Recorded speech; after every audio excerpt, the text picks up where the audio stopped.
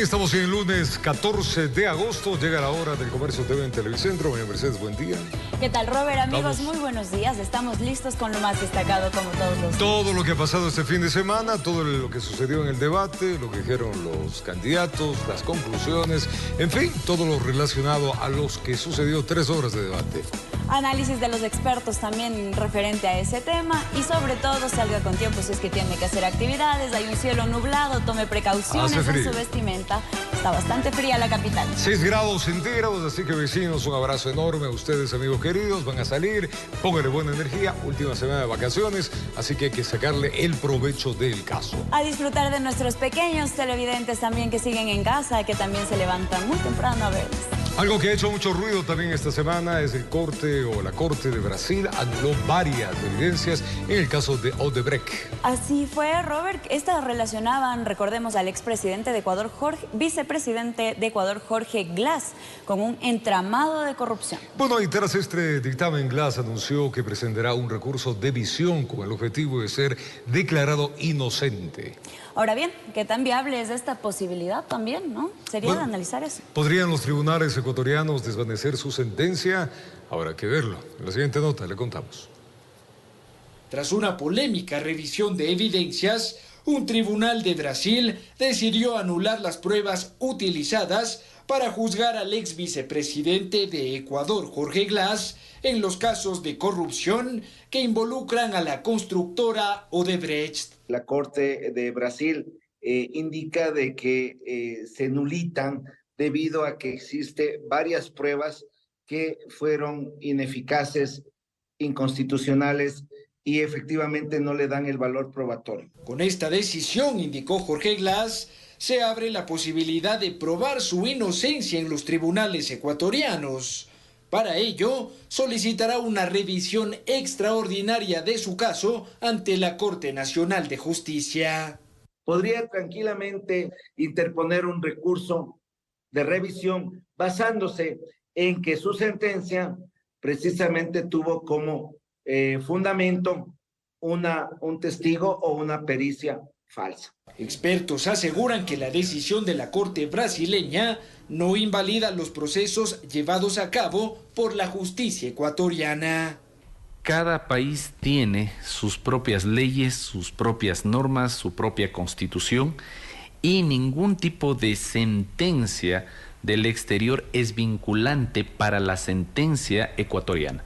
Analistas sostienen que el eventual recurso de revisión no necesariamente echará abajo la sentencia, pues los magistrados deberán evaluar si existen otras pruebas contundentes que fundamenten el fallo inicial. Para él puede ser que diga soy inocente, pero al final realmente el que tiene la última palabra es en este momento la justicia ecuatoriana, es decir, la Corte Nacional. Informó Álvaro Terán. Y sobre este tema, la Fiscalía General del Estado emitió un comunicado este día 13 de agosto donde señala que la sentencia emitida en el caso Odebrecht por parte del Tribunal de la Corte Constitucional de Justicia ratifica que esa condena fue lograda en derecho y con base en abundantes pruebas, como lo ratificaron los jueces que conocieron la causa en sus respectivas etapas. La Fiscalía también señaló que emitirá un intento por desviar la atención de la ciudadanía desacreditando la sentencia emitida y pretendiendo obtener impunidad en una causa ya juzgada. Bienvenidos al avance informativo del Comercio TV. Este domingo se realizó el debate presidencial dividido en 5 ejes temáticos. El evento inició con un minuto de silencio en honor a Fernando Villavicencio. El periodista Cristian Zurita reemplazará a Fernando Villavicencio en las elecciones anticipadas del 20 de agosto. El movimiento Construye inscribió el binomio Zurita-González. Este domingo se realizó el segundo simulacro de votaciones en las 24 provincias del país. La presidenta del CNE solicitará al gobierno extender el tiempo de resguardo previo en los recintos electorales. Más adelante el detalle de esta y otras informaciones.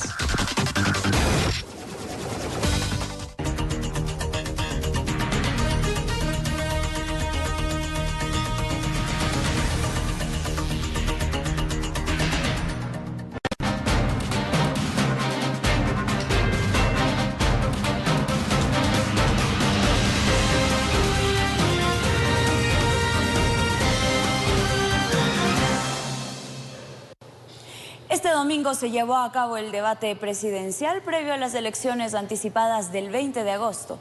El evento inició con un minuto de silencio en honor a Fernando Villavicencio, asesinado durante la campaña.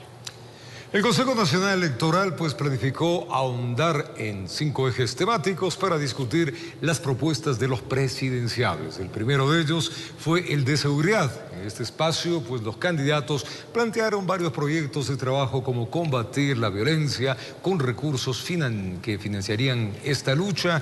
Bueno, dijeron varias cosas. Escuchemos. Ahora quisiera invitarles a hacer un momento de silencio en memoria del candidato presidencial Fernando Villavicencio. Ecuador cerrará el 2023 con una tasa de 40 homicidios por cada 100.000 personas, situándose como el país más violento de la región. Para combatir la inseguridad, varios candidatos a la presidencia proponen implementar una estrategia de mano dura contra la delincuencia. Vamos a hacer justicia, vamos a ir con mano dura, vamos a retomar el control del país y vamos a hacer esa nueva penitenciaría del litoral con seguridad y sacarla del centro urbano en donde está en Guayaquil. Dando a la fuerza pública, permitiendo que cuando un delincuente alce un arma en contra de un ciudadano, sepa que le van a dar el tiro que se merece, que cuando atente contra la vida de un ecuatoriano, sepa que va a ir un régimen de máxima seguridad de verdad. Con mano firme contra el crimen organizado, con darle patrullaje permanente con Fuerzas Armadas y la policía, pero a la vez también con mano extendida para llegar con maestros, con médicos, devolverles la educación, devolverles el trabajo, devolverles políticas sociales. El fortalecimiento de la fuerza pública también es una de las principales propuestas de los candidatos. Es importante darle las herramientas a las Fuerzas Armadas, darle el respaldo, cuidarlos a ellos también. Liderar, equipar y entrenar a nuestras fuerzas del orden e integrar todas las fuentes de inteligencia para saber cómo se mueve el dinero sucio de los narcos y los corruptos. Hay que militarizar los puertos marítimos y aeropuertos internacionales porque Ecuador se volvió el país de exportación de la droga colombiana, dejando un destello de sangre por el país. Los aspirantes a Carondelet también hablaron sobre cambios sustanciales de la justicia en Ecuador para frenar al crimen organizado. Importantísimo, volver al sistema de jurados. De esa manera, en un banco de elegibles de 21 ciudadanos, vamos a poder dar las sentencias y la justicia necesaria. La policía tiene que saber que cuando actúa en defensa de la vida, los vamos a cuidar, se van a defender en libertad, van a contar con todo el respaldo judicial. Además, existieron varios ofrecimientos para mejorar el control y vigilancia de las cárceles. Por eso cuento contigo, para implementar el plan Cero Tolerancia, retomar control de las 36 cárceles del país, de nuestras fronteras, norte y sur, para que nunca más ingrese narcotráfico o armamento ilícito a nuestras calles. Hay que dividir a los presos con delitos mayores en cárceles de máxima seguridad y a las personas que tienen delitos menores, que han sido privados de su libertad por juicios de alimento, por un accidente, hay que ponerlos en otras cárceles para que ellos tengan una verdadera reinserción social. Informó Álvaro Terán. Generar empleo, combatir la corrupción y tecnificar los procesos de compras públicas para financiar proyectos de inversión social fueron algunas de las propuestas de los candidatos para transformarse económicamente a nuestro país. En la siguiente nota escuchamos cómo se ejecutarán dichos ofrecimientos. Con el objetivo de atender la crisis económica que atraviesa Ecuador, los candidatos a la presidencia aseguraron que si llegan al poder, buscarán transformar la matriz productiva del Estado. Vamos a refinar nuestro petróleo, que hoy en día se vende spot, en el Ecuador. De esa manera nosotros vamos a tener nuestro diésel nacional, bajar los costos del agro, bajar los costos del transporte público, bajar también los costos del transporte de carga pesada para la exportación. Con los subsidios la economía crecía. Pero una de las propuestas fue hacer la refinería del Pacífico que ustedes y sus gobiernos destrozaron y no dejaron que avance. Vamos a hacer esa refinería, ese proyecto petroquímico que nos permita generarles a ustedes puestos de trabajo. Lo que necesitamos los ecuatorianos, es proponer salir de un modelo de desarrollo económico que hoy en día sigue siendo eminentemente extractivista, por un modelo de desarrollo económico que sea inclusivo, sustentable y productivo. Para lograr esa transformación, algunos plantearon modificar y tecnificar el sistema de compras públicas. Vamos a contratar a personas capacitadas en contratación pública para que no pase lo que está pasando en este gobierno, que a pesar de que existen los recursos para la compra de medicina, simplemente por incapacidad y por la falta de conocimiento no se ha hecho. La situación económica del país, indicaron los aspirantes, es crítica debido a la corrupción. Para combatirla, se plantearon algunos mecanismos. Queremos retomar lo que Fernando Villavicencio nos planteó. Eso es la reforma a la ley orgánica de la extinción de dominio para recuperar lo robado, que nunca más los crímenes quedan en impunidad. La única forma de tener autoridades decentes, honestas, al frente de las instituciones más importantes del país es teniendo procesos realmente blindados, que no puedan ser metidas las manos de los políticos en la designación de autoridades. Recuperar el dinero malversado, señalaron, permitirá ejecutar varios proyectos sociales, entre ellos uno que combata la desnutrición infantil. Hay que recuperar el desayuno escolar y hay que ir más allá. Hay que hablar del almuerzo de todas las escuelas públicas del Ecuador. Ecuador tiene recursos, lo que necesitamos es canalizarlos bien. No todo es bala, en lo absoluto. Tenemos un proyecto, por ejemplo, de 3 comidas para alimentar desayuno, almuerzo y merienda a todos los niños, a los 4.3 millones de niños y adolescentes del país. Debido a la mecánica del debate, no todos los candidatos precisaron propuestas para atender la crisis que vive el IES. No obstante, ciertas propuestas quedaron sobre la mesa. ¿Cómo vamos a fortalecer el seguro social? Tenemos que tener mayor cantidad de aportantes. ¿Cómo vamos a tener mayor cantidad de aportantes? Generando empleo. Noboa, ¿con qué dinero va usted a recomprar esos bonos? ¿Y por qué no mencionó nada de poder cambiar la ley del IES para que no siga siendo un presidente de la República quien coloque al presidente del directorio de esa institución? Informó Álvaro Terán. Y a pesar de las intenciones del Consejo Nacional Electoral por reducir la confrontación entre candidatos, las polémicas marcaron buena parte de este debate. Los agravios e interpelaciones personales consumieron varios minutos de esta discusión, así que revisemos algunos de ellos. La intención de reducir la confrontación política en este debate, al parecer, se quedó en eso, en una simple intención, debido a que los candidatos recurrieron en varias ocasiones a agravios y disputas personales. Creo que una de las fuentes fundamentales para financiar el Estado es el pago de impuestos. Hubo un escándalo con el anterior presidente. ¿Usted está al día en sus impuestos? He pagado siempre mis impuestos a tiempo y de manera completa. Luis habló de inteligencia, la misma inteligencia que perseguía a políticos como Fernando Villavicencio nuevamente. Sé que ustedes han escuchado esto con el mismo asombro que yo. ¿Saben cuándo empezó esto? Cuando el señor Sonnenhösler le quitó $3.000 millones a la seguridad del Estado. Vamos a retomar la seguridad en nuestro país con sentido de urgencia. No sé de qué 3.000 millones me habla la señora González, del gobierno que ella promovió. Con frecuencia, los participantes de esta discusión criticaron las acciones emprendidas por sus rivales políticos cuando ocuparon cargos en anteriores gobiernos. Querido Otto, en vez de abandonar, de salir del barco, ¿por qué no desde adentro pelear para aplicar políticas sociales de inclusión social? Y eso sí, toditos aquí me mencionan que fui vicepresidente. Parece que tiene que haber muchas personas que consideran que hice un buen trabajo, porque si no, no me estarían mencionando aquí todos. Señor Topic es contratista del Estado. Tenemos un presidente que solo ha favorecido a la banca. Cuidado, y vamos a tener también un candidato que es contratista del Estado y por eso solo habla de seguridad. Candidato, usted dijo siempre. Siempre, siempre. ¿Cómo entonces usted explica que tantos miembros de su movimiento político no vienen a Ecuador a responder a la ley, sino que están prófugos de la justicia? Los desacuerdos entre tiendas políticas evidenciados durante la campaña también se hicieron notar durante este debate. Le invitamos a firmar un acuerdo por la seguridad ciudadana y la paz social. Y usted cree solamente en pam, pam, pam, pam, pam. ¿No cree en los consensos? Candidato, con todo el respeto, y a todo el respeto a todas las personas que firmaron dicho documento. Yo creo en el consenso. No creo en las reuniones y la palabrería. Señor Topic, no se ponga molesto. Más bien le invito, escoja 2 soldados legionarios, los mejores de usted.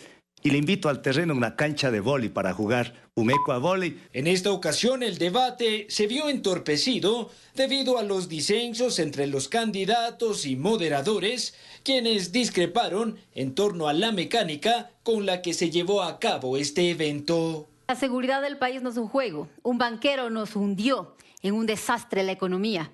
Ahora, un francotirador y un vicepresidente... Candidata, le tengo que interrumpir.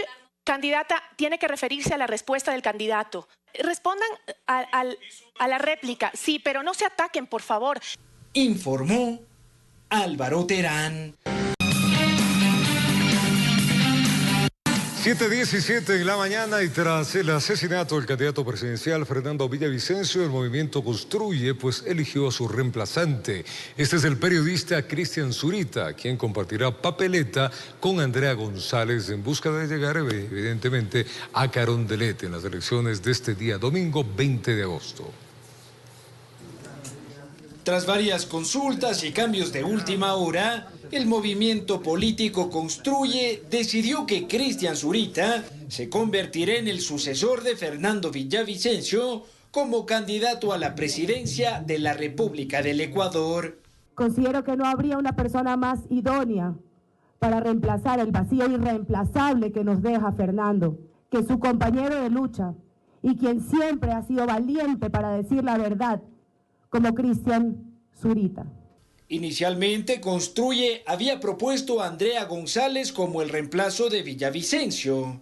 Sin embargo, debido a ciertas dudas con respecto a la legalidad de dicha designación, decidieron cambiar de candidato. Los líderes de esta organización política sostienen que el CNE no atendió su consulta, mientras que esta entidad afirma no haber recibido ningún documento oficial. El CNE, al no contestar nuestras inquietudes, no nos permite continuar con el proceso. No nos ha llegado ningún pedido de inscripción de candidatura con ningún nombre, por lo que yo no me puedo pronunciar mientras no hay un pedido oficial. En sus primeras declaraciones como candidato, Cristian Zurita aseguró que mantendrá en firme el proyecto político de su amigo y coideario Fernando Villavicencio. No podía permitir que su proyecto político se pierda ante el Consejo Nacional Electoral por una posible destitución de su candidatura. El proyecto de Fernando Villavicencio está intacto y debía luchar por él. Zurita se mostró profundamente consternado durante la rueda de prensa y señaló que aceptó este reto para honrar la memoria y la lucha de su colega. La venganza contra las mafias de este país será votar por Fernando Villavicencio. Y desde allí implementaremos un camino de lucha para cumplir lo que él soñó, que es justamente tener un país con memoria, con dignidad.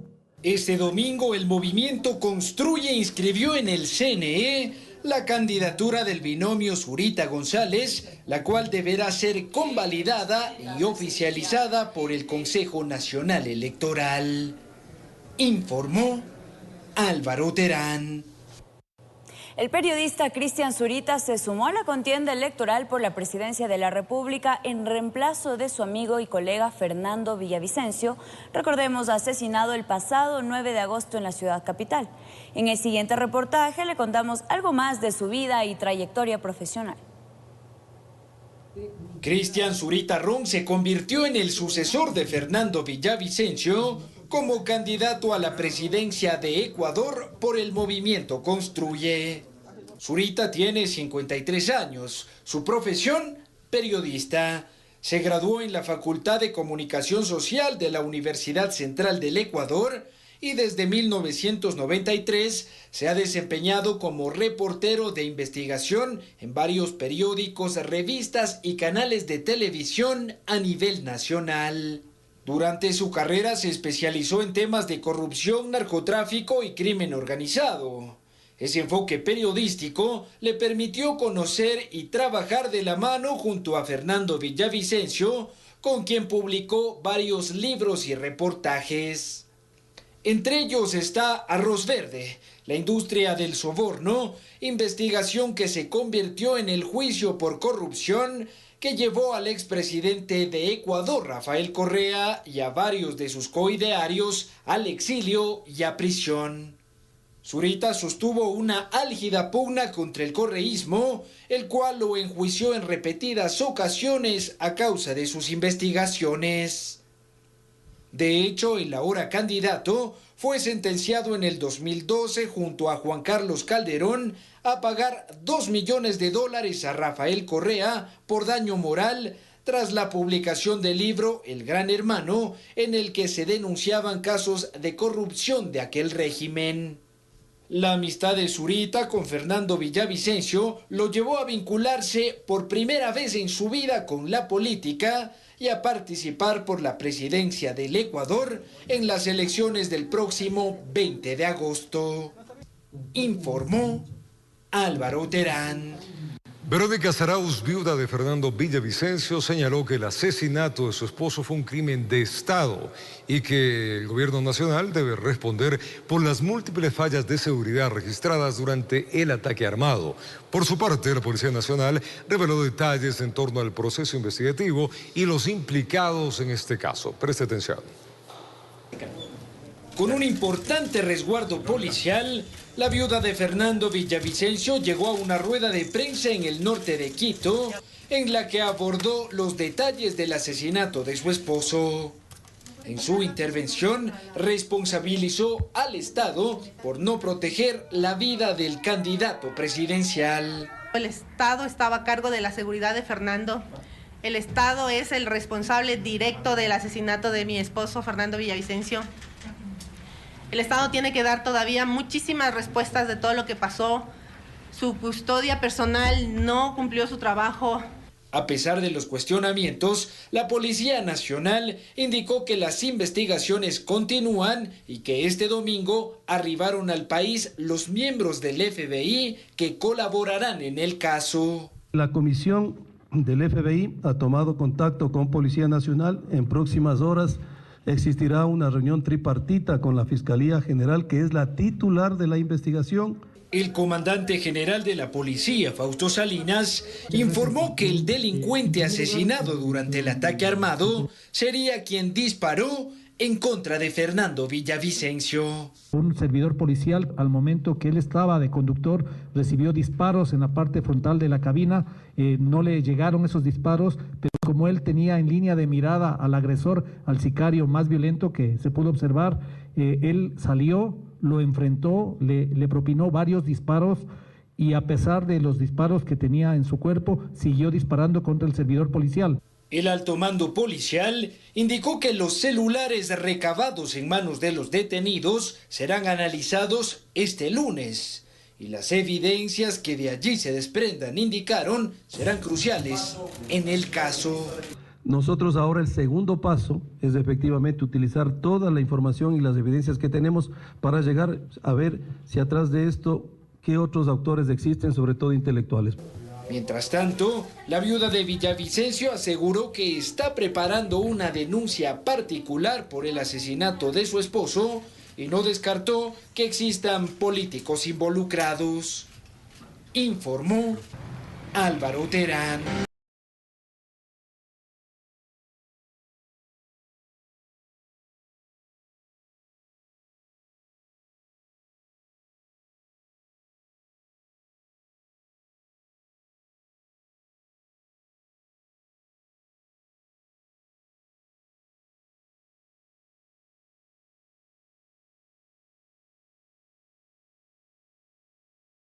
Amigos, por su sintonía, continuamos con las noticias. La presidenta del Consejo Nacional Electoral solicitará al gobierno que extienda el tiempo de resguardo previo en los recintos electorales, esto para el desarrollo de los comicios del próximo 20 de agosto en todo nuestro país. Además, pedirá a los gobiernos locales el control estricto de las ventas ambulantes. El pasado domingo el CNE realizó en todo el país el segundo simulacro del desarrollo de la jornada electoral a vivir el próximo 20 de agosto. Este, resaltó la presidenta del organismo electoral, Diana Atamaín, servirá para afinar detalles para el desarrollo de la jornada cívica. Pondremos a prueba nuestro sistema informático, nuestros procedimientos, nuestra logística y de esa manera, con el tiempo suficiente, poder hacer los correctivos que sean necesarios y llegar con éxito a las elecciones. En esta ocasión, Atamaín señaló que ante la situación de inseguridad que vive el país, se priorizará el resguardo de los recintos electorales y que pedirá al gobierno se active el contingente de seguridad con 48 o 72 horas antes de las elecciones del domingo. Disponga a las Fuerzas Armadas de que la custodia de los recintos electorales, que generalmente se hace 24 horas antes, por ejemplo sábado, se lo haga si es posible desde jueves o miércoles o viernes con mucho tiempo atrás para garantizar que están despejados, que están seguros de cualquier riesgo que se pueda presentar el día de las elecciones, todos los recintos del Ecuador.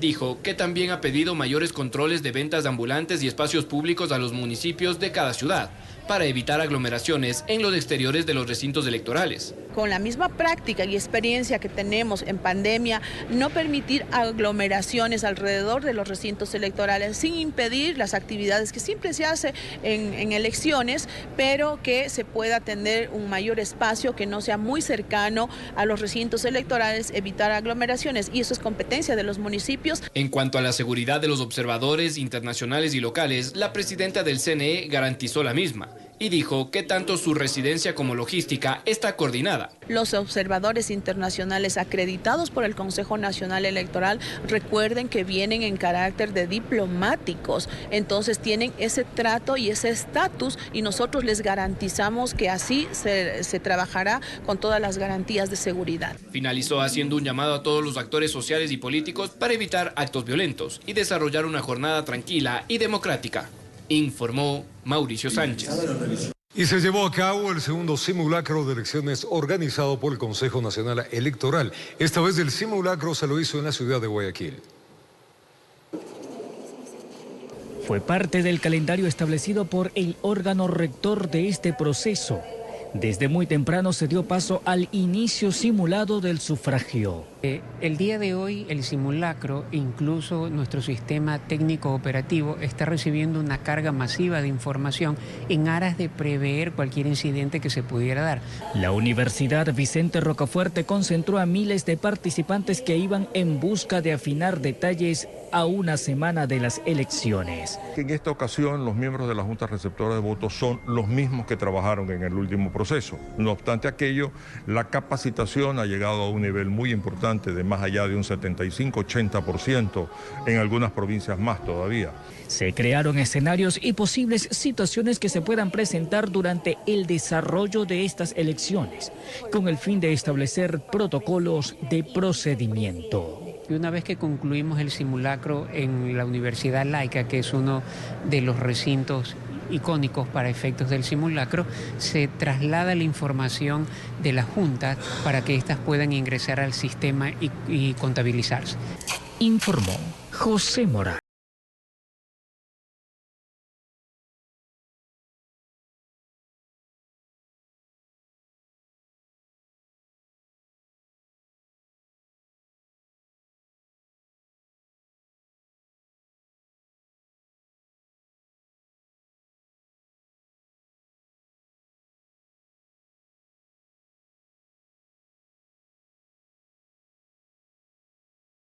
Movimiento Reto, Javier Hervas de niño quería ser astronauta y ahora es aspirante a la presidencia de la República de nuestro país.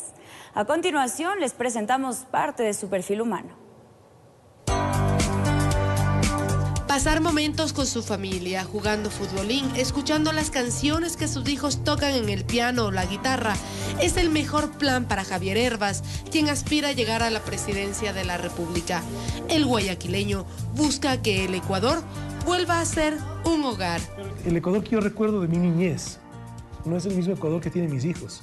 Es un Ecuador que se ha venido deteriorando. Entonces, valores espirituales, familiares, culturales, de identidad de país, hace falta recuperar. Javier Hervas, de 51 años de edad, soñó de niño con ser astronauta. Ahora busca llegar a Carondelet. Vivió en diferentes países por el trabajo de su padre. Finalmente se radicó en Quito junto a su esposa. Nosotros nos conocemos en un aeropuerto, en un vuelo que ella no debía estar, en un vuelo que yo no debía estar, y ese vuelo, por unas condiciones técnicas, tuvieron un problema, nos tuvieron 14 horas en un aeropuerto. O sea, para hacer política tienes que tener romanticismo en tu corazón. En la casa de Javier las mascotas no pueden faltar. Por supuesto, adoro los animales. Entonces, digamos, es algo que lo que uno anhela es que es un miembro más de la familia. En todas las familias, aquí tenemos un gatito. Mis hijos también tienen conejos. Hervas es empresario y donde trabaja asegura que más del 50% de su personal son mujeres. Yo he fundado 6 empresas.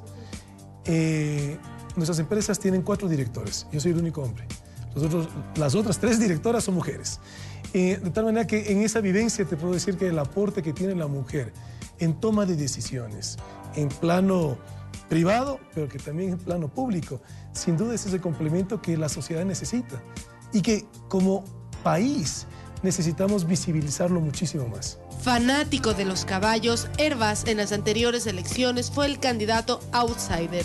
Yo era una persona que no me conocía el Ecuador, compitiendo con 16 binomios, o sea, en total éramos 16 binomios, expresidentes, exministros de Estado, muchas personas muy conocidas. De hecho, yo era la única persona que no tenía un rol público, por lo tanto no era conocido.